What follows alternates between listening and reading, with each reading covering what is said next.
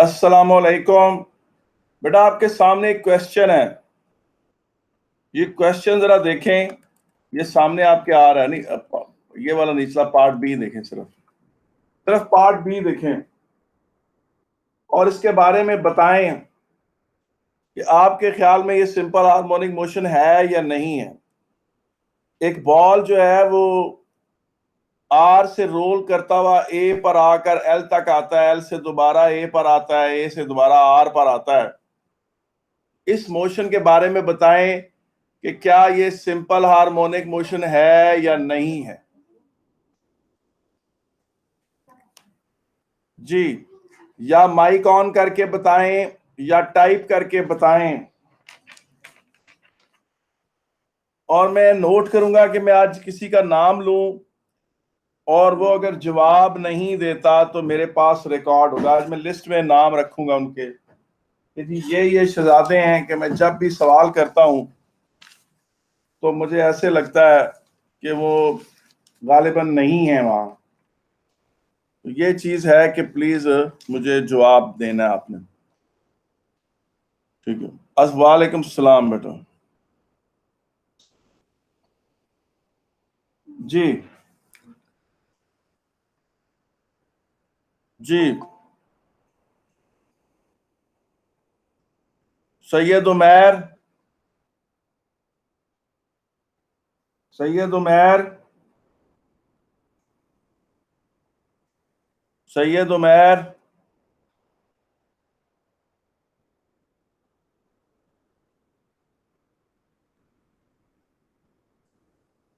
उमैर,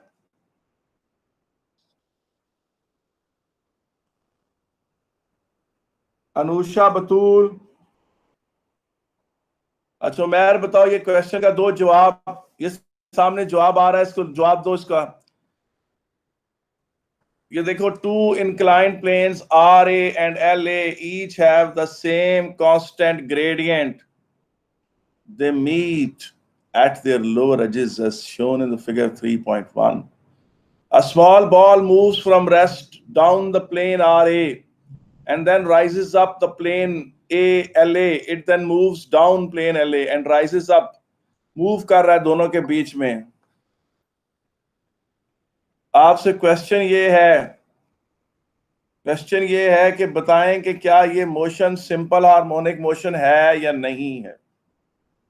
इसका देगा जो जवाब, मिलेगा उसको बहुत सवाब।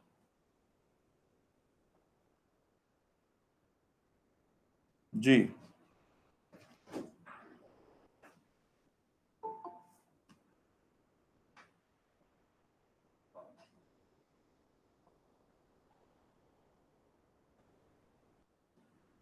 सर है ये सिंपल हार्मोनिक मोशन। जी, ये सिंपल हार्मोनिक मोशन है कौन बोल कौन रहा है। सर। ये बात इबादुद्दीन, आप कह रहे हैं कि सिंपल हार्मोनिक मोशन है। Yes sir. हाँ जी सर। ठीक है, मैंने आपकी बात सुन ली, जवाब थोड़ी देर बाद आएगा। डैनियल आप बताएं। सर आर से लेके ए तक इसकी एक्सेलरेशन जो है वो वेलोसिटी से बिल्कुल प्रोपोर्शनल, डायरेक्टली प्रोपोर्शनल होगी। तो मैं कहता हूँ मतलब नहीं होगा। यस। आप कह रहे हैं कि एक्सेलरेशन जो है, क्या चीज मोशन क्या प्रोपोर्शनल है, कि एक्सेलरेशन वेलोसिटी से प्रोपोर्शनल है, ये क्या चीज प्रोपोर्शनल है, मतलब जो क्या आर से चीज लेके किससे प्रोपोर्शनल। जो आर से लेके ए तक जाएगा, हाँ जब आर से लेके ए तक जाएगा तो हम्म, वेलोसिटी जो है एक्सेलरेशन के साथ साथ बढ़ेगी। सिंपल हार्मोनिक मोशन में वाइस वर्सा होता है। आप कह रहे हैं कि एक्सेलरेशन वेलोसिटी के साथ साथ बढ़ेगी। आर से लेके ए तक, ए से लेके एल तक ऑपोजिट होगी अच्छा तो नहीं होगा। अच्छा, आप कह रहे हैं आर से लेकर ए तक एक्सेलरेशन वेलोसिटी के साथ बढ़ेगी, ये कह रहे हैं आप। जी अच्छा चलो, मैं इसका जवाब अभी थोड़ी देर बाद बताता हूं। अब राजा सलमान अजीम रहमतुल्लाह अलैह। जी बेटा, राजा सलमान अजीम, तूने अपना माइक ठीक कराया है कि नहीं, बताओ इसका जवाब क्या है।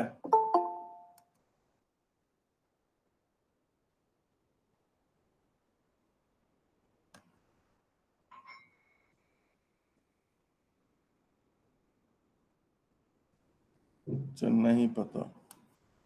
अंदाजा तो लगाओ ना अपना बेटा। बात होती है डिस्कशन में पार्टिसिपेट करना। जो जहन में आता है कहो, जो चीज जहन में आती है कह दो।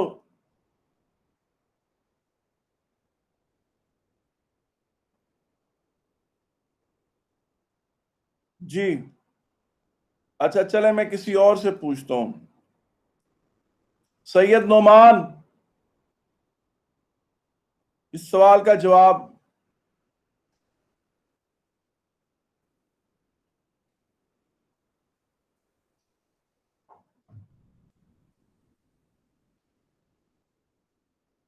सैयद नोमान,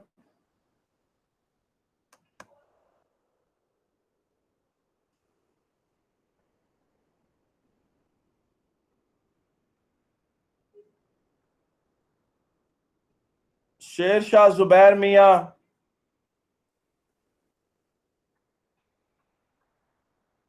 कोई दे इसका जवाब बेटा।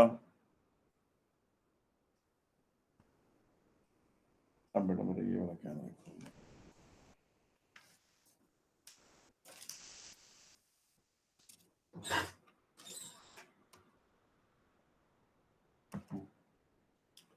बेटा, ये मोशन जो ये बॉल यूं कर रहा था, SHM नहीं है। It is not SHM। पूछे क्यों? इसलिए नहीं है कि आपको जब एक्सेलरेशन सिंपल हार्मोनिक मोशन पढ़ाई गई है, आपको उसकी ये डेफिनेशन लिखवाई गई है, acceleration is directly proportional to the negative of displacement.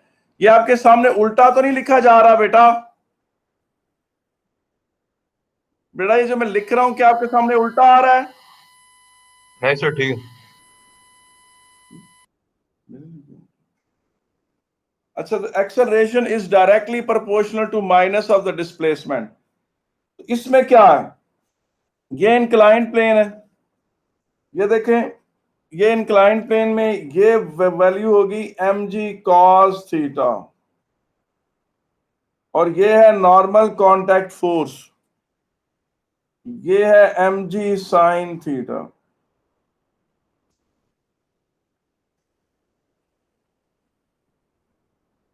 Acceleration देखें इसकी डाउन द प्लेन क्या है? Force over m, mg sin theta over m, mn cancel हो गया। एक्सेलरेशन है इसकी g sin थीटा, और इसकी एक्सेलरेशन कांस्टेंट है। इसकी एक्सेलरेशन क्या है? कांस्टेंट है। डाउन द प्लेन इसकी एक्सेलरेशन कांस्टेंट है, और इस तरफ को जब जाएगा तो इसकी डिसेलरेशन कांस्टेंट है। इस तरफ इसकी एक्सेलरेशन g sin थीटा है, और जब वो ऊपर जा रहा है तो माइनस g sin थीटा है। जब वहां से वापस आएगा तो acceleration plus g sin theta है। यूं जाएगा तो acceleration minus g sin theta है। अगर आप नोट करें तो उसकी acceleration plus g sin theta, फिर माइनस g sin थीटा, फिर प्लस g sin थीटा, फिर minus g sin theta with respect to time. तो ये चीज SHM नहीं है, ये चीज SHM नहीं है, ठीक है कि नहीं? तो पता चला कि जो ये वाली मोशन है, ये इस तरह करके कोई चीज मूव करे तो वो SHM नहीं होती। अच्छा, इस डिजाइन में क्या तब्दीली की जाए तो ये SHM हो जाएगी? इस इंक्लाइन प्लेन में क्या तब्दीली की जाए? अगर इसे इस तरह का बनाया जाता तो फिर क्या होना था? अगर इसे इस तरह का बनाया जाता, और वो ये मैं जूम इन करके बड़ा सा उसका कर्वेचर दिखा रहा हूं, प्रैक्टिकली मैं कहना ये चाह रहा हूं कि वो सरफेस ऐसी थी, मतलब थोड़ी इस तरह से थी, तो वो यूं यूं मूव कर रहा था।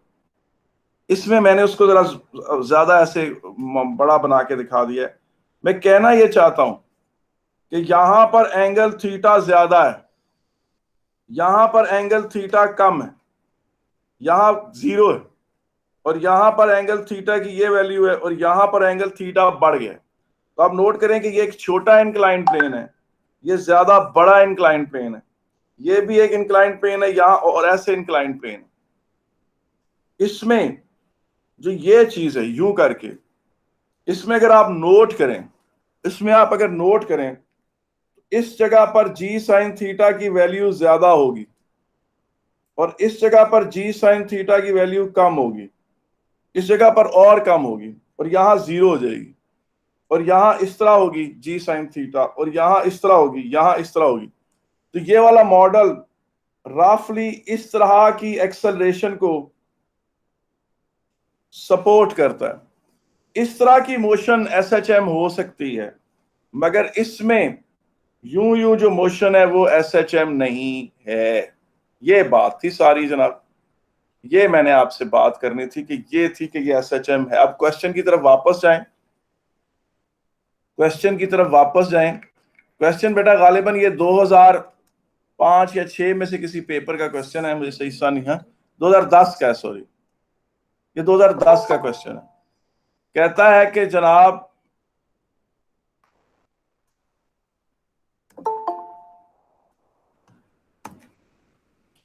दो 2010 का क्वेश्चन है ये। अब देखिए टू इंक्लाइंड, अब इसमें क्या है, state and explain whether the motion of ball is simple harmonic motion. इसका सीधा जवाब है it is not simple harmonic motion because acceleration down the plane is constant.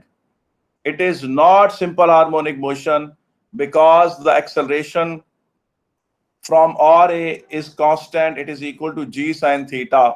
From A to L, it is minus G sin theta. From L to A, it is again plus G sin theta. तो इसलिए ये simple harmonic motion नहीं है। अगर ये curve होता तो होती। पीछे इसके पीछे क्वेश्चंस भी जल्दी जल्दी देख लें, जो पीछे पार्ट ए में है इसके क्वेश्चन। बेसिक से सवाल है। पहला है जनाब, what is oscillation? To and fro motion of a body. Oscillation क्या होगी? To and fro motion of a body about a mean position. नीचे आ जाए, free oscillation which is not getting energy from any source. आपको पता है pendulum को एक दफा आप उसका बॉब हिला दें, वो बेचारा हिलता रहता है, उसके बाद वो फ्री ऑसिलेशन है। और तीसरा है सिंपल हार्मोनिक मोशन। आपको पता है जब ये चैप्टर शुरू हुआ था तो हमने आपको पहली चीज पढ़ाई थी, it is a type of periodic vibratory motion in which acceleration is directly proportional to the negative of displacement.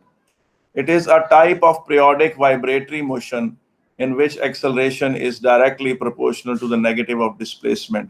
और मैंने आपको पहले भी बताया है, जब मैं न्यूटन्स लॉ ऑफ ग्रेविटेशन पढ़ा रहा था तो मैं आधे से ज्यादा लॉ पढ़ा चुका था, उसका चैप्टर पढ़ा चुका था। लेकिन आप लोगों से अगर मैं पूछता था कि define Newton's law of gravitation, तो बेटा आप उसका जवाब नहीं दे सकते थे और बार बार आप डिफाइन करने में मुश्किल आपको पेश आ रही थी। तो इसमें भी आप याद रखें कि जब आपसे कहें कि डिफाइन सिंपल हार्मोनिक मोशन, तो आपका जवाब होना चाहिए कि it is a type of periodic vibratory motion in which acceleration is directly proportional to the negative of displacement. आगे चलते हैं जनाब, वापस आ जाएं।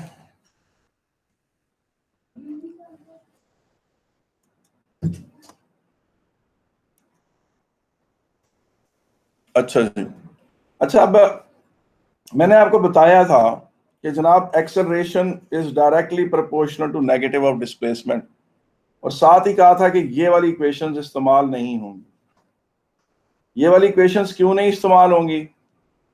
क्योंकि ये वाली इक्वेशंस जो थी इनमें एक्सेलरेशन क्या थी? कांस्टेंट। इसलिए कम से कम वाइब्रेशन के केस में तो ये बिल्कुल इस्तेमाल नहीं होंगी। ठीक है कि? अब आगे चलते हैं। और उसके बाद मैंने आपसे कहा था कि आपको सर्कुलर मोशन से थोड़ी सी चीजें याद करने की जरूरत है। तो उनमें से सबसे पहली चीज क्या है? सबसे पहली चीज ये है कि जिस तरह आपको पता है वेलोसिटी डिस्प्लेसमेंट ओवर टाइम होती है, इसी तरह से एंगुलर वेलोसिटी क्या होती है? Angle rotated per unit time. यानी कि फर्ज करें कि ये एक बॉडी है, यहां से ये उसका रेडियस है, उसका फर्ज करें एक सीडी है, उस पर आपने एक लाइन मार्क की हुई है। ये सीडी घूमना शुरू करती है, ये लाइन घूम कर इधर आ जाती है और ये एंगल रोटेट करती है π/3 रेडियंस। आपको पता है π/3 रेडियंस जो है वो 60 डिग्री के बराबर होता है। और फर्ज करें ये रोटेट करती है तो π/3 रेडियंस को ये ट्रेवल करती है तकरीबन आप कह लें पाई सेकेंड्स। इसमें पाई सेकेंड्स में करती है। तो आपका एंगुलर वेलोसिटी क्या होगी? एंगुलर वेलोसिटी होगी थीटा ओवर टाइम। वो होगा जी π/3 ओवर पाई, तो 1/3 रेडियंस पर सेकेंड, 1/3 रेडियंस पर सेकेंड। उसके बाद आपको पता है कि जो फुल रोटेशन है, जो फुल रोटेशन है यहां से यहां तक, जो फुल रोटेशन है उसका एंगल क्या होता है, 2π रेडियंस होता है। तो ओमेगा किसके बराबर होगा, थीटा ओवर टी में यहां पर 2π पुट कर लें और यहां से यहां जाने के टाइम को टाइम पीरियड कहते हैं, ये ओमेगा हो गया। और फिर आपको पता है फ्रीक्वेंसी क्या होती है, नंबर ऑफ रोटेशंस पर सेकेंड। फ्रीक्वेंसी क्या होती है, नंबर ऑफ रोटेशंस पर सेकेंड, वो बराबर किसके है, 1/t के। वो बराबर किसके है, 1/2 के। Frequency is equal to 1 time period. ठीक है, अब इस बात को जहन में रख लें। ठीक है, इस बात को जहन में रखें, ये वो नॉलेज है जो मुझे सर्कुलर मोशन से चाहिए था सिंपल हार्मोनिक मोशन में। फिर आपको याद है कि फ्राइडे वाले दिन जब क्लास एंड हुई थी, या फ्राइडे नहीं सॉरी थर्सडे वाले दिन, तो हमने एक शेडो का मामला पढ़ा था। हमने ये बात पढ़ी थी कि ये एक बॉडी है जो सर्कुलर मोशन कर रही है।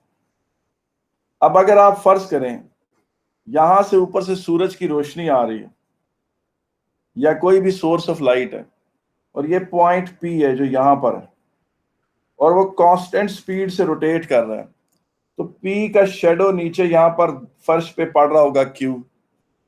जब पी यहां पहुंचेगा उसका शेडो यहां पड़ेगा, फिर पी जब यहां पहुंचेगा तो उसका शेडो यहां होगा, फिर पी यहां पहुंचेगा तो उसका शेडो यहां होगा, जब पी यहां पहुंचेगा तो क्यू यहां होगा। और क्यू क्या है, पी का शेडो है, यहां पर ये इस तरह से क्यू है। अब जब पी इधर है तो क्यू यहां, फिर जब पी इधर पहुंचा तो क्यू इधर, पी इधर पहुंचा तो क्यू इधर। पी ने यूं करके ये चक्कर लगाया तो क्यू ने ये चक्कर लगाया। अब पी अगर कांस्टेंट स्पीड से यूं घूमता चला जाए, घूमता चला जाए, घूमता चला जाए, तो क्यू यूं यूं यूं यूं वाइब्रेट करता रहेगा। इसका मतलब है हर सिंपल हार्मोनिक मोशन को आप shadow of a circular motion declare कर सकते हैं। हर सिंपल हार्मोनिक मोशन को आप shadow of a circular motion consider कर सकते हैं। फिर आपको अगर एक बात याद हो तो मैंने बताई थी कि फर्ज करें कि यहां से एक एरोप्लेन रनवे से उठा है, याद है मैंने वो मिसाल दी थी एरोप्लेन की, कि वो रनवे से उठा और वो ऊपर उड़ता चला गया है, और मैंने कहा था अगर ऊपर से रोशनी ऐसे सूरज की आ रही है तो उस एरोप्लेन का शेडो यहाँ नीचे होगा, और फिर ये एंगल थीटा था। तो मैंने कहा था कि जनाब velocity of the shadow is the x component of the velocity of aeroplane, and if aeroplane is accelerating in the upward direction, the acceleration of the shadow is the x component of the shadow of aeroplane। उस बात को जहन में रखें, और दोबारा इसी diagram को मैं आपके सामने ड्रॉ करता हूं। ये पी घूम रहा है, ठीक है, और ऊपर से अगर रोशनी यहां से आ रही है, यहां से आ रही है, तो पी का जो शेडो है वो भी नीचे यूं यूं मूव कर रहा है इस तरह से, ठीक है कि नहीं। इसमें अब फर्ज करें इस इंस्टेंट पे पी यहां है, इस इंस्टेंट पे पी क्या है, यहां है, तो पी की एक्सेलरेशन किस तरफ है, आपने पढ़ा हुआ सर्कुलर मोशन पढ़ा हुआ है। सर्कुलर मोशन में आपने पी की एक्सेलरेशन पढ़ी है, आपने एक लफ्ज पढ़ा था सेंट्रीपिटल एक्सेलरेशन। क्या पढ़ा था, सेंट्रीपिटल एक्सेलरेशन जनाब। सर्कुलर मोशन में आपने एक चीज पढ़ी थी सेंट्रीपिटल एक्सेलरेशन। तो सेंट्रीपिटल एक्सेलरेशन का क्या फार्मूला था, वो था जी आर ओमेगा स्क्वायर। वैसे सेंट्रीपिटल एक्सेलरेशन के आपने 6 मुख्तलिफ अंदाज पढ़े थे, मैं अगर आपके सामने लिख दूं, एक था वी ओमेगा, एक था वी स्क्वायर ओवर आर, एक था 4π square R over capital T square, एक था 4π स्क्वायर आर एफ स्क्वायर। मुझे उसमें से सिर्फ फिलहाल इससे गर्ज है, ठीक है कि नहीं, समझ आ, यहां तक आ गया। अब आए देखें इसको किस तरीके से हम समझते हैं, इस सेंट्रीपिटल एक्सेलरेशन को कैसे यूज करते हैं। जो क्यू की एक्सेलरेशन होगी, क्यू की एक्सेलरेशन होगी वो पी की एक्सेलरेशन का एक्स कंपोनेंट होगी। क्यू की एक्सेलरेशन जो इस तरफ को होगी वो पी की एक्सेलरेशन का एक्स कंपोनेंट होगी। तो आए उसको हम वर्कआउट करते हैं और दोबारा इसको साफ सुथरा नीट करके करते हैं। ठीक है, स्टेप वाइज करेंगे, साफ सुथरा करेंगे ताकि उसमें कोई गड़बड़ ना हो। ये देखें,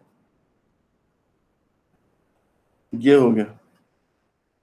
अब यहां से P उठ के इधर गया, P उठ के यहां से यूं गया, P ने रोटेट किया एंगल थीटा, तो जो उसका शेडो है, जब P इधर था तो Q इधर था।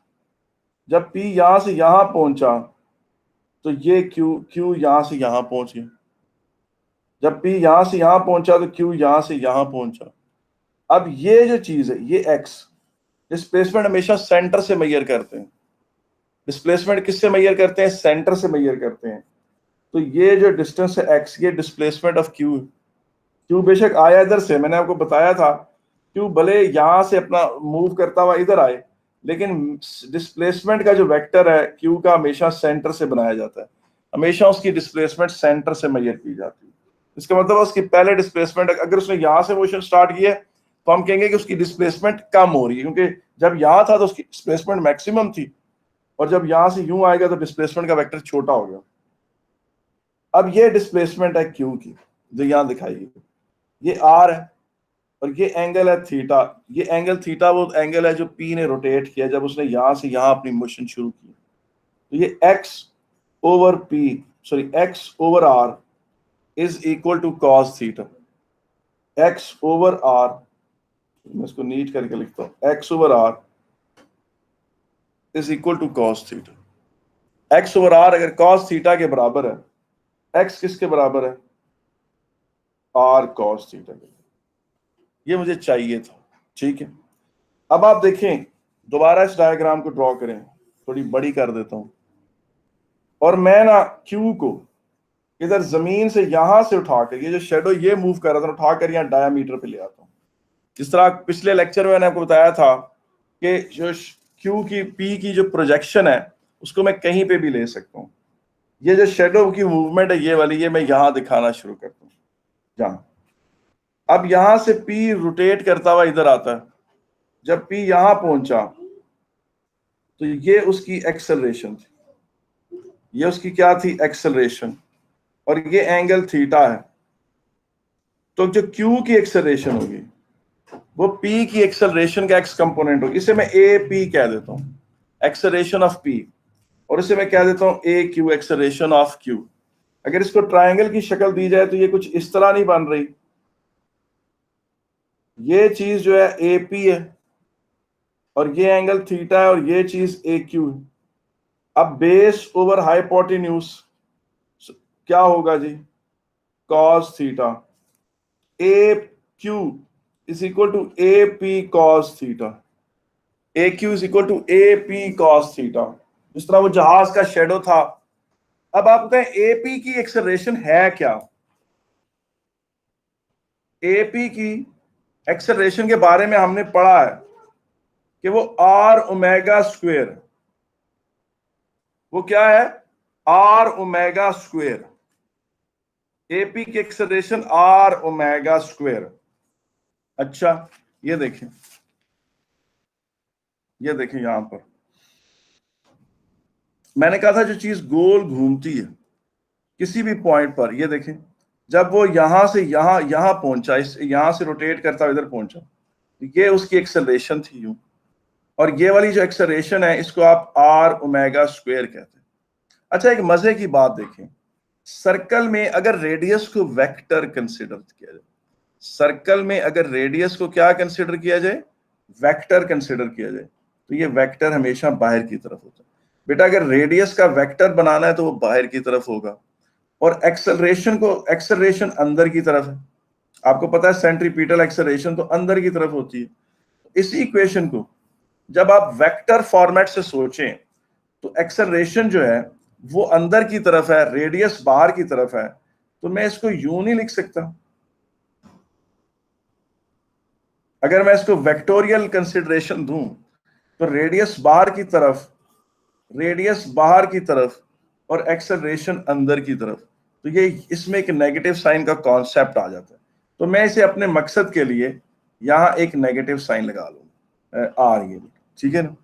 मैं दोबारा से लिख देता हूँ, acceleration is equal to minus omega square R. अभी इसमें इसका मतलब है ए और आर वेक्टर के परस्पेक्टिव से लिखेंगे, ठीक है। दोबारा देखें, पी यहां से रोटेट करता हुआ इधर गया, और ये देखें यूं उसकी वो थी सेंट्रीपिटल एक्सेलरेशन। और अब मैं जो ना क्यू की एक्सेलरेशन को ए कहूंगा और पी की एक्सेलरेशन को डायरेक्ट, या चले ए पी और ए क्यू ही कह देते हैं। इसकी एक्सेलरेशन अंदर की तरफ है, उसे ए पी कहें, क्यू की एक्सेलरेशन इस तरफ है, उसको क्यू कहें। तो A Q is equal to A P cos theta, और उसके बाद ए क्यू को ए कर दें, ये g minus R omega square cos theta, और acceleration is equal to minus square R cos theta. और आर कॉस थीटा अभी आपने पढ़ा है, मैं दोबारा पीछे जाने के पहले यही डायग्राम ड्रॉ करके बता देता हूं कि जब पी यहां से यहां गया था तो क्यू की डिस्प्लेसमेंट ये थी। भले पी जब यहां से यहां मूव किया, क्यू ने यहां से यहां मूव किया, जो उसका शेडो था जिसको हम नीचे बना रहे थे बार बार और यहां दिखा रहे थे कि क्यू ने यहां से यहां मूव किया, जिससे फिर मैं उठाकर ऊपर ले आया था। तो लेकिन कहा था डिस्प्लेसमेंट उसकी सेंटर से ही मेजर होगी, तो वो X over R is equal to cos theta था। एक्स जो था वो आर कॉस थीटा के बराबर था, तो एक्स आर कॉस थीटा की जगह एक्स डाल दें, तो ये जनाब आपके पास इक्वेशन आ जाती है एक्सेलरेशन ऑफ क्यू की। और यही आपको पता है मेन इक्वेशन है, यही पी की क्यू की मेन इक्वेशन है। इसका मतलब, और इसी को मैंने कहा था mother equation of SHM, mother equation of SHM. और मैंने कहा था कि 1-2 दिन तो हम सिर्फ इसी के ऊपर ही बात करते रहेंगे। तो ये है mother equation of SHM, that acceleration is directly proportional to the negative of displacement, ठीक है। अब आप ये चीज देखें कि y is equal to M X plus C क्या होती है बेटा, ये एक स्ट्रेट लाइन होती है, ये इस तरह की स्ट्रेट लाइन होती है। y is equal to M X plus C, इस तरह की स्ट्रेट लाइन होती है। इससे बेटा c को 0 पुट कर दो तो y is equal to M X होगा। तो ये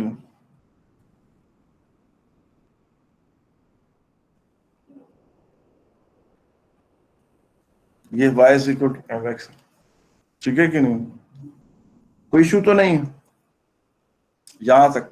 अब अगर ग्रेडियंट नेगेटिव हो तो ये लाइन ऐसे हो जाती है, यूं y is equal to -2x, y is equal to -3x, वो इस तरह की लाइनें होती हैं। इसका मतलब है एक्सेलरेशन की डिस्प्लेसमेंट के साथ जो ग्राफ बनेगा वो कैसा होगा, ये डिस्प्लेसमेंट है, ये एक्सेलरेशन है। तो इस इक्वेशन के पर्सपेक्टिव से ये यूं ग्राफ बनेगा इस तरह का, जिसकी ग्रेडियंट क्या होगी, माइनस ओमेगा स्क्वायर। कोई पूछे कि जनाब इस इक्वेशन में जो ओमेगा है वो क्या है, तो आप जवाब दें omega is the angle rotated per unit time, या पर, तो आप कहेंगे इसमें ओमेगा कहाँ आ गया। तो आपने कहा जी हर सिंपल हार्मोनिक मोशन को shadow of a circular motion समझा जा सकता, हर सिंपल हार्मोनिक मोशन को shadow of a circular motion consider किया जा सकता, हर सिंपल हार्मोनिक मोशन को shadow of a circular motion consider किया जा सकता, ठीक है कि नहीं। तो उस सर्कुलर मोशन का जो ओमेगा है वो सिंपल हार्मोनिक मोशन में अपीयर होता है, ठीक है कि नहीं। ये हो गया। अगर आपने इसको वैसे समझना है तो वैसे आप इस तरह से समझ सकते हैं, ये देखें ये एक बॉडी है, वो यहां से यूं गई यूं गई यूं गई यूं गई, तो ये है उसके displacement vectors x1 x2 x3। और आपको पता है जब x1 होगा तो उसकी एक्सेलरेशन होगी a1, और ये डायग्राम बनाकर मैंने दिखाई थी वो पेंडुलम के जरिए। जब x2 पे पहुंचेगा उसकी एक्सेलरेशन होगी a2, जब वो x3 पे पहुंचेगा उसकी एक्सेलरेशन होगी a3। और अगर आप इसको प्लॉट करें तो ये किधर जा रही है, x1 ये a1 नेगेटिव है तो a1 यहाँ कहीं आ जाएगा, और फिर जब आप x2 पे पहुंचेंगे तो a2 भी नेगेटिव है और ज्यादा बड़ा मैग्नीट्यूड है, और जब आप x3 पे पहुंचेंगे तो a3, और इन्हें जोड़ दें तो ये देखिए ये लाइन ऐसे ही आ रही, वही लाइन आ रही है जो मैंने अभी यहाँ प्रेडिक्ट की है, ये वाली। और उसके बाद जब वो वापस आता है तब भी वो इसी लाइन पर है, जब वो इस तरफ को जाता है तो उसका डिस्प्लेसमेंट ये नेगेटिव जो कि आप यहाँ दिखा रहे हैं, फिर और आगे आता है तो डिस्प्लेसमेंट ये जो आपने यूं दिखाया, फिर और आगे आता है तो डिस्प्लेसमेंट और ऐसे है, और यहाँ उसकी एक्सेलरेशन यूं यूं और यूं। ये वाला वेक्टर आप ऐसे ड्रॉ कर दें, ये वाला वेक्टर थोड़ा बड़ा होगा, ये यूं ड्रॉ कर दें, ये वाला वेक्टर उससे भी बड़ा होगा, ये यूं ड्रॉ कर दें, तो ये यूं, ये बात बनती। इस तरह से ये बात तय हुई कि acceleration minus omega square x के बराबर है, और एक्सेलरेशन और डिस्प्लेसमेंट का जो ग्राफ है वो ये है, और उसकी जो ग्रेडियंट है वो माइनस ओमेगा स्क्वायर है। अच्छा, अब आप ये चीज देखें कि मैं इसी के ऊपर हूं, मैं I am not moving ahead. आए एक और क्वेश्चन देखते हैं। पहला क्वेश्चन,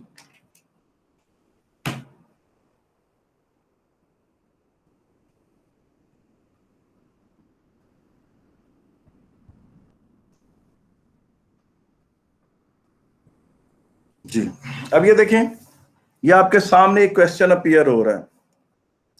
मैं बार बार ये चूंकि बड़ा ग्राफ है तो मैं सिर्फ आपके सामने ये बताना चाहता हूं कि इस ग्राफ को नोट कर लें कि ये 750 तक जा रही है एक्सेलरेशन, और इस तरफ को जा रही है -0.3 मिलीमीटर तक, और इधर +0.3 मिलीमीटर। अगर आपसे कोई पूछे कि इसका एम्पलीट्यूड क्या है तो आपका जवाब क्या होगा? ये इसका जवाब है, ये देखें, ये एक्चुअली ये ग्राफ ये है। मैंने उस ग्राफ से वैल्यूज आपके सामने लिख ली हैं। ये तो ये इसका ग्राफ इस तरह बना हुआ, ठीक है कि नहीं? y एक्सिस पर क्या एक्सेलरेशन है और x एक्सिस पर है डिस्प्लेसमेंट, लेकिन ये डिस्प्लेसमेंट मिलीमीटर में है, जरा ये नोट रखिएगा। वापस जाएं क्वेश्चन पे, मैं जरा देखूं एक्सेलरेशन जो है वो उसकी वैल्यू,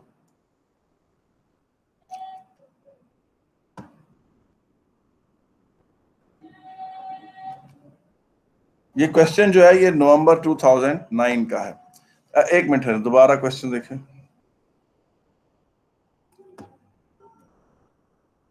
आप देखें एक्सेलरेशन, आप नोट करें एक्सेलरेशन मीटर पर सेकंड स्क्वायर में, नोट करें कि एक्सेलरेशन मीटर पर सेकंड स्क्वायर में, और एम्पलीट्यूड मिलीमीटर में। ये बातें नोट रखें। मैं आपको बताऊं बेटा, बहुत सारे बच्चे सवाल सिर्फ यूनिट्स की गलती से करते हैं, यानी जिनको यूनिट्स की परवाह नहीं ना करते उन बेचारों के 10-15 नंबर तो 250 में से नंबरों में से वैसे ही चले जाते हैं।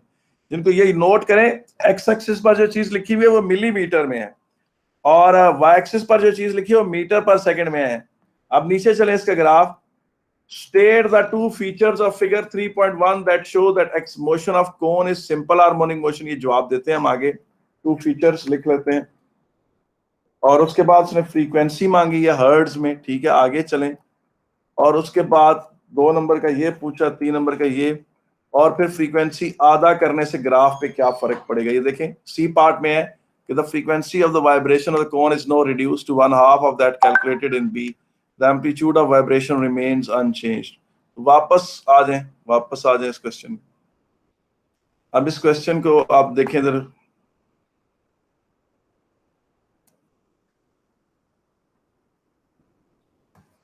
ठीक, ये आप देख लें जनाब। अब सबसे पहली बात है कि उसने आपसे पूछा ये है, इस ग्राफ के वो कौन से 2 फीचर हैं जो ये बात बताते हैं कि जनाब के ये सिंपल हार्मोनिक मोशन है। पहली बात तो ये है कि इसका ये फीचर एक ये बताता है कि acceleration directly proportional to the displacement है, ये है। दूसरा ये है कि जब एक्सेलरेशन पॉजिटिव है तो डिस्प्लेसमेंट नेगेटिव है, तो आपने ये -7 नेगेटिव साइन लगा देना है। C0 है इसका, ठीक है। इसका अच्छा, आप ये चीज नोट करें कि मैंने तो आपको एक्सेलरेशन सिंपल हार्मोनिक मोशन की यही डेफिनेशन लिखवाई है कि acceleration it's a type of periodic vibratory motion in which acceleration is directly proportional to the negative of displacement. और यहाँ वो कह रहा है वो 2 फीचर्स बताएं इस ग्राफ को देख के। तो 2 फीचर्स क्या है ऐसे जो सर इरफान की डेफिनेशन में, आप सर ने तो पूरी एक ही सेंटेंस लिखवा दिया है, it is a type of periodic vibratory motion in which acceleration is directly proportional to the negative of displacement। तो पता चला कि जो मैंने डेफिनेशन लिखवाई है उसी को तोड़ के बयान करना है। वैसे तो आप लिख देते थे ना direct acceleration is directly proportional to negative of displacement, आपने इसी बात को तोड़ के बयान करना है 2 फीचर्स में कि जनाब जब डिस्प्लेसमेंट बढ़ती है तो एक्सेलरेशन का मैग्नीट्यूड भी बढ़ता है, जब डिस्प्लेसमेंट बढ़ती है तो एक्सेलरेशन का मैग्नीट्यूड भी बढ़ता है, क्योंकि देखें इधर जब डिस्प्लेसमेंट बढ़ रही है तो एक्सेलरेशन भी बढ़ रही है। और दूसरी बात यह है कि ये एक्सेलरेशन डिस्प्लेसमेंट के डायरेक्टली प्रोपोर्शनल है। और फिर दूसरी उसी बात में जो नेगेटिव का फैक्टर है उसे दूसरे पॉइंट में एक्सप्लेन कर देना है कि और दोनों की डायरेक्शन भी उलट है, कि एक्सेलरेशन जो है वो है डिस्प्लेसमेंट के ऑपोजिट है। या आप इसी बात को एक और अंदाज में भी कह सकते हैं, आप कह सकते हैं जनाब के क्या कहते हैं, acceleration is always directed towards mean position and displacement is always directed from away from mean position. यानी डिस्प्लेसमेंट का वेक्टर हमेशा ऐसा है, इस तरह का है, इस तरह का है, यूं करके है, और जो ना वो एक्सेलरेशन का इसके उलट है, उसका हमेशा इस तरह का वेक्टर होता है। यानी वही बात जो मैंने आपको पहले बताई है उसको फैलाकर आपने तोड़ के लिख देना है कि acceleration directly proportional to displacement है और एक्सेलरेशन और डिस्प्लेसमेंट की डायरेक्शन ऑपोजिट है। एक्सेलरेशन टुवर्ड्स मीन पोजीशन होती है, displacement away from mean position है। ये सारा कुछ मैंने इस ग्राफ से डिड्यूस कर लिया।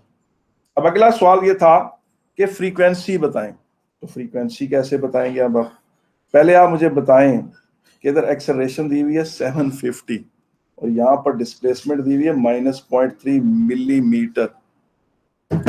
बाय इंटरसेप्ट का जिक्र नहीं करना है बात, वो मैक्सिमम तुम ये कह सकते हो कि since it is passing from origin x0 पर एक्सेलरेशन 0 है, ये कह सकते हो, इसे मेंशन कर सकते हो। अच्छा जी, अब देखें, आप कोई एक पॉइंट उठा लें ग्राफ से, कोई एक पॉइंट उठा लें, आप चलें ये वाला पॉइंट उठा लेते हैं ग्राफ से।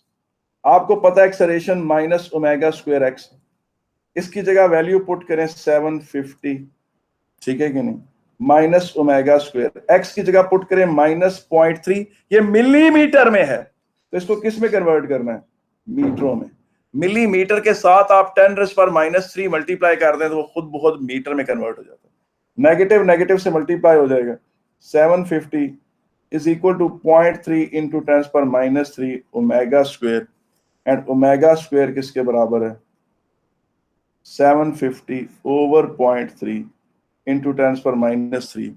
तो ओमेगा की वैल्यू क्या आती है? निकालें जनाब।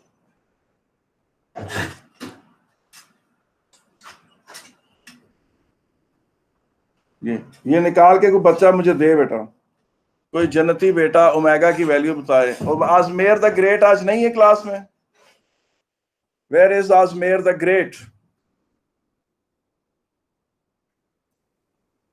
कोई और दे उसकी ड्यूटी।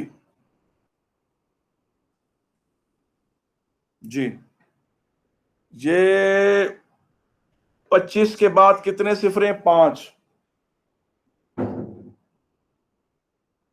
ठीक है। और आपको पता है ओमेगा 2πf के बराबर होता है। एफ किसके बराबर है मुझे बताएं जरा, एफ किसके बराबर है? एफ किसके बराबर है बेटा?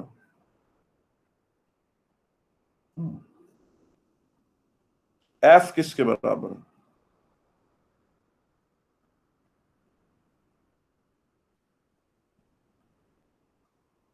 जी एक मिनट है। अच्छा, ओमेगा आपका डिफरेंट आ रहा है, अहमद अब्दुलरहमान का कुछ और आ रहा है। अच्छा चलें, बारह जो आजमेर एफ आपने आजमेर क्या आया था आपका? एक मिनट है, अंडरवुड भी लिया आपने, ठीक है।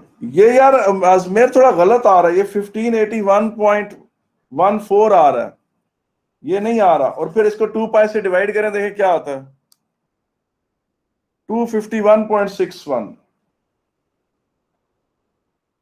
ठीक ठीक, हाँ 2.635, ठीक 65 ये आ रहा है यार। मैं दोबारा यहां नीट करके लिख देता हूं जी, ठीक है। एक्सेलरेशन 750 -ω² -0.3 into 10⁻³ और फिर ओमेगा की वैल्यू क्या आई जनाब उससे? वो आई जी 1581.4 अंडर रूट लेके, ठीक है। और फिर उसके बाद जो उसका फ्रीक्वेंसी आ गई वाई 251.65। बेटा इधर तक आप पहुंचते तो आपको 3 नंबर मिल जाते। फिर आखिरी सवाल इसका क्या था जी, आखिरी क्वेश्चन क्या था? उसने कहा है कि जनाब कि मैंने फ्रीक्वेंसी आधी कर दी, ठीक है, फ्रीक्वेंसी आधी कर दी। तो पहले फ्रीक्वेंसी क्या आई थी हमारे पास? 251.65। इसे हाफ करें तो फ्रीक्वेंसी नहीं आ जाएगी। वो कितनी आती? 125.82। उससे नई एक्सेलरेशन क्या आएगी? माइनस ओमेगा स्क्वायर एक्स पे लगाएं, नई एक्सेलरेशन माइनस ओमेगा स्क्वायर की जगह डाल दें 2 पाई एफ होल स्क्वायर, एक्स की जगह डाल दें 0.3 इंटू 10 रेज टू पावर। उसने कहा है, बाद उसने पेपर में क्वेश्चन कहा कि अगर फ्रीक्वेंसी आधी करें तो क्या होगा? तो एक्सेलरेशन आ गई है जी 187.5। अब आपने वो एक्सेलरेशन जहां 187 आता था वो पॉइंट लेना है। 0 से तो वो गुजरेगा ही गुजरेगा। इधर जहां प्लस 0.3 है इसके सामने माइनस 187 और ये लाइन मिला देनी है। ये आपकी एक्सेलरेशन बन जाएगी, नई आपका ग्राफ बन जाएगा। ये आपने नया ग्राफ बनाना था और ये आपका क्वेश्चन था। इस तरह से क्वेश्चन था, ठीक है। ये 2009 का क्वेश्चन था। आए एक और क्वेश्चन करते हैं। कोई बात अगर पूछनी है मैं हाजिर हूं। किसी ने कोई बात पूछनी हो तो मैं हाजिर हूं जी। अच्छा जी, सर, आप क्वेश्चन। जी जी जी, मैं सुन सर रहा हूं। फॉर्मूले की डेरिवेशन दोबारा दिखा दो। किसकी? फॉर्मूले की डेरिवेशन। फार्मूले की डेरिवेशन वो मैं बता देता हूं। अच्छा एक मिनट ठहरो। ओरिजिनल फार्मूले की ये नहीं, आप कह रहे हैं इसकी? जी सर। अच्छा, इसकी डेरिवेशन पेपर में से आएगी नहीं, लेकिन 12 जो मैंने सिर्फ एहतियातन एक दफा करा के दिया आपको, लेकिन 12 वो मैं बता देता हूँ। वो देखिए, पहले मैंने उस तरह शेडो बनाया था, अब के बार मैं इस तरह बना देता हूँ कि पर फर्ज करें पी यहां है, यहां से पी ने अपनी मोशन शुरू की, तो ये उसका उसका प्रोजेक्शन में यहां ले लेता हूँ। पी का शेडो यहाँ क्यू इधर आ गया। जब पी यहां पहुंचा तो क्यू यहां आ गया। ये देखिए, पी ने ये मोशन की तो क्यू ने ये वाली मोशन की। अब इसको आप कह लें एक्स, डिस्प्लेसमेंट ऑफ की पी, ये Q, sorry, displacement of Q. ये डिस्टेंस भी एक्स हो गया, ये आर हो गया, और ये एंगल थीटा रोटेटेड हो गया। अगर डायग्राम थोड़ी कॉम्प्लेक्स है कोई बात नहीं, दोबारा नीट बना देते हैं, बड़ी सी बना देते हैं। ये ले, ये देखें, यहां से पी ने मोशन शुरू की, ऊपर सूरज की रोशनी ऊपर से आ रही है, ठीक है कि नहीं। अब पी यहां से यहां आ गया, ये यूं हो गया, ये एंगल थीटा है, ये इस तरह से हो गया, तो ये आर है, ये भी आर है। क्यू यहां से यहां चला गया, जब पी यहां से यहां गया तो क्यू यहां से यहां चला गया। ये डिस्प्लेसमेंट ऑफ क्यू है, ये चीज एक्स है। तो फिर क्या है, X over R sine theta के बराबर हो गया। X is equal to R sine theta. फिर मैंने कहा था पी की एक्सेलरेशन इस तरफ को है, पी के पास एक एक्सेलरेशन है जो सेंट्रीपिटल एक्सेलरेशन, और सेंट्रीपिटल एक्सेलरेशन मैंने कहा था वो आर ओमेगा स्क्वायर। फिर मैंने कहा था वेक्टर्स के पर्सपेक्टिव से वो ये है, ये कहा था। और इसके बाद फिर हमने कहा था कि जो क्यू का होगा एक्सेलरेशन वो पी का शेडो होगा, और वो ये अगर पी की ये एक्सेलरेशन है तो क्यू की एक्सेलरेशन इस तरफ को होगी। तो हमने खाली एक्सेलरेशन का जो अगर वेक्टर बनाया, ये एक्सेलरेशन ऑफ पी की है, ये एंगल हमने थीटा लिया हुआ है, और क्यू की एक्सेलरेशन ये है, ये एक्सेलरेशन क्यू है, ये एंगल 90 डिग्री का है। अगर ये एंगल थीटा है तो ये एंगल भी थीटा है। अब फिर देखें, A Q over A P is equal to sine theta, acceleration of Q is equal to A P sine of theta A Q. इसकी जगह माइनस आर ओमेगा स्क्वायर डाल दिया, यहां साइन थीटा डाल दिया, minus omega square, R sine theta की जगह हमने यहां से एक्स डाल दिया, और एक्सेलरेशन ऑफ क्यू को खाली ए लिख दिया। तो ये मैंने कहा था कि सिंपल हार्मोनिक मोशन है। और ये हमने सिंपल हार्मोनिक मोशन की जो मदर इक्वेशन है, जो मेन इक्वेशन है, जिसको बार बार मदर इक्वेशन से कहने का मुराद ये कि ये मेन इक्वेशन है, ये इक्वेशन जो है हमने डिराइव कैसे की है? ये हमने डिराइव की है by considering simple harmonic motion as a shadow of circular motion, या उसको आप वो कर लें। और फिर अगर देखें अब acceleration minus omega square x है, एक्स माइनस की इसकी जगह डाल दें 2 पाई एफ होल स्क्वायर, ये एक्स है सॉरी, तो एक्सेलरेशन किसके बराबर बन गई? Minus 4 pi square F square x, ये चीज बन गई। और फिर मैंने कहा था कि एक्सेलरेशन और डिस्प्लेसमेंट का ग्राफ ए इस तरह का, ये मैंने कहा। इतनी सी बात मैंने अभी तक पढ़ाई है पूरे 2-3 दिन में, ठीक है। अब जरा क्वेश्चन निकालें, आपके सामने आ रहा है एक क्वेश्चन, आपके सामने आ रहा है। आप कहेंगे सर अभी तक हमने एक इक्वेशन पढ़ाई है, तो जाहिर है उसी हिसाब से फिर क्वेश्चंस भी आ रहे हैं। क्वेश्चंस भी सरेदस्त सिर्फ इसी को ही एड्रेस कर रहे हैं पास पेपर्स में। मैं इसलिए इसको ज्यादा एहतियात से पढ़ा रहा हूं कि हाँ विंटर टू इस, जी बिल्कुल, ये देखें डिफाइन सिंपल हार्मोनिक मोशन।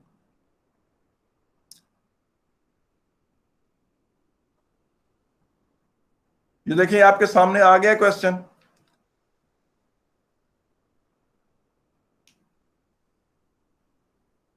ये सामने आया डिफाइन सिंपल हार्मोनिक मोशन जी। It is a type of periodic vibratory motion in which acceleration is directly proportional to the negative of displacement। ठीक है, आगे देखें, नीचे देखें जरा इसको क्वेश्चन को। On the axis figure 4.1 sketch the variation with displacement x of the acceleration a of the particle undergoing simple harmonic motion।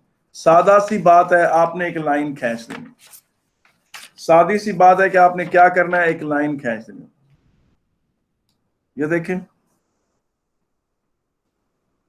क्या करना है आपने, इधर एक्सेलरेशन लिखनी है मीटर सेकेंड माइनस 2 और डिस्प्लेसमेंट इन मीटर लिखनी है, और ये लाइन ड्रॉ कर देनी। ये लाइन ओरिजिन से पास करनी चाहिए। अगर आपने गलती से ऐसे कर दिया है या ऐसे कर दिया है तो एग्जामिनर फिर आपके, अगर उसने वो मार्क्स वो नोट करेगा, वो फिर छोड़ेगा नहीं, ठीक है कि नहीं।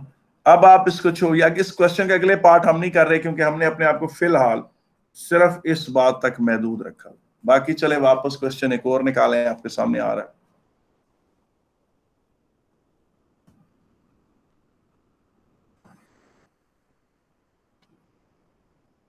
ये question.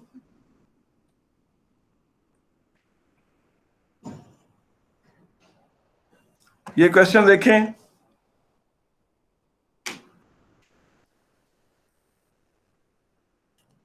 The defining equation of simple, देखिए अब उसने भी यही कहा है डिफाइनिंग इक्वेशन, यानी उसने कहा कि सिंपल हार्मोनिक मोशन डिफाइन ही इस इक्वेशन से होती है। The defining equation of simple harmonic motion is this, identify the symbol in the equation. अब देखिए तो मुफ्त के नंबर है। A is for acceleration, x is for the displacement, omega is the angular velocity of the associated circular motion, or omega is the angular rotated per unit time, or omega is related to 2 pi f, frequency of oscillation को 2 pi से multiply कर दें तो omega आ जाता है। और state the significance of negative sign। significance क्या है? acceleration is opposite in direction to displacement, displacement is away from the center always, और acceleration is towards the center। आगे चलें जरा जनाब, नीचे देखें जरा, इसी का पार्ट 2, इसी का नीचे देखें।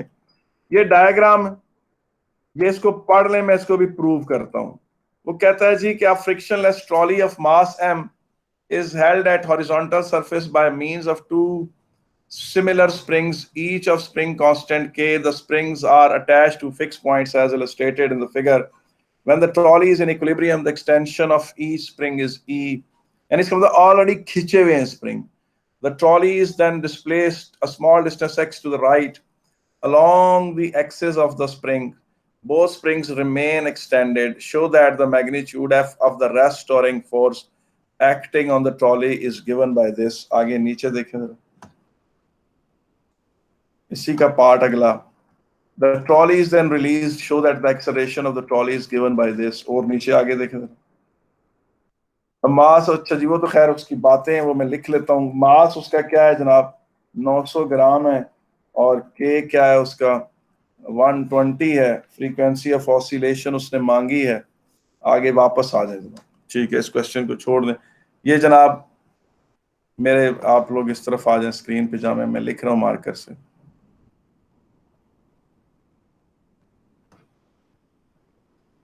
जी ये देखें, मैं आपके सामने इसकी वर्किंग करता हूँ। मैं पेपर को ऐसे कर लूँ, ठीक है।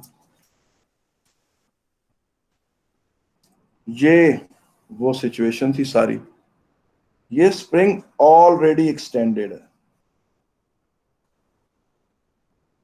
और ये स्प्रिंग भी ऑलरेडी एक्सटेंडेड है। इसमें है एक्सटेंशन ई और इसमें है एक्सटेंशन ई। ये स्प्रिंग इस ट्रॉली को इस तरफ को खींच रहा है बाय अ फोर्स ऑफ के ई। वो हुक्स लॉ नहीं था, एफ इज इक्वल टू के एक्स, आपने पढ़ा था ना हुक्स लॉ। उसमें एक्स की जगह ई डाल दे एक्सटेंशन, फिर के इज द स्प्रिंग कांस्टेंट, और के की क्या डेफिनेशन थी, फोर्स पर यूनिट एक्सटेंशन। और ये ट्रॉली को इस तरफ को जो फोर्स लग रहा है वो है के ई, फोर्स को जो इस तरफ फोर्स लग रहा है के ई, ठीक है। अच्छा अब ये चीज देखें कि अब मैं ट्रॉली को ना एक डॉट से जाहिर करूंगा। ट्रॉली को किससे जाहिर करूंगा, एक डॉट से। वो डॉट उठाकर उसने इधर कर दिया, थोड़ा साइड पे कर दिया।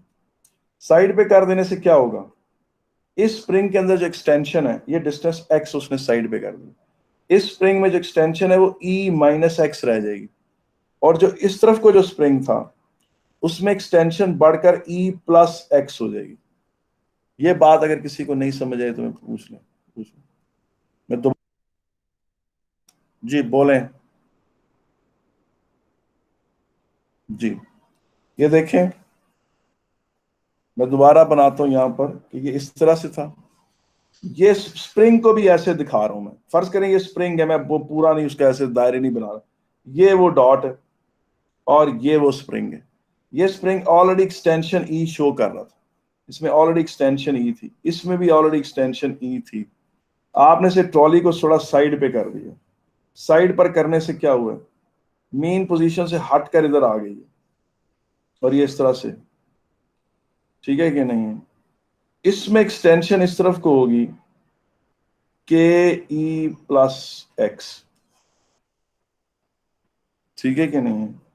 और इसे इस तरफ को फोर्स लगेगा, इसे के E minus x, Hooke's law लगाया मैंने दोनों तरफ। कोई बात पूछनी है इसमें? देखें, एक स्प्रिंग जरा ज्यादा फोर्स लगाएगा, एक स्प्रिंग कम फोर्स लगाएगा। भला क्यों कम लगाएगा? उसकी वजह यह है कि एक स्प्रिंग ज्यादा खिंच गया है और एक स्प्रिंग की जो एक्सटेंशन थी वो थोड़ी कम हो गई।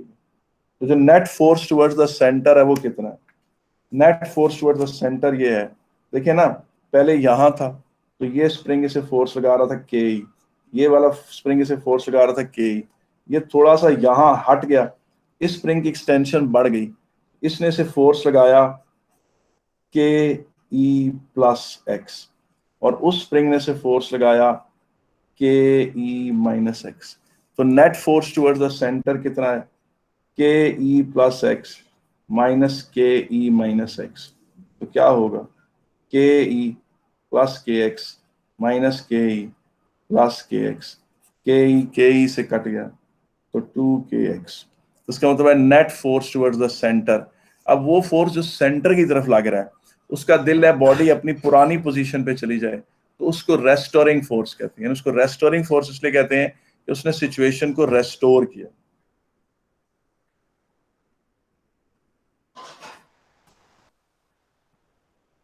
तो इसका मतलब है ये रेस्टोरिंग फोर्स बाय स्प्रिंग है 2kx।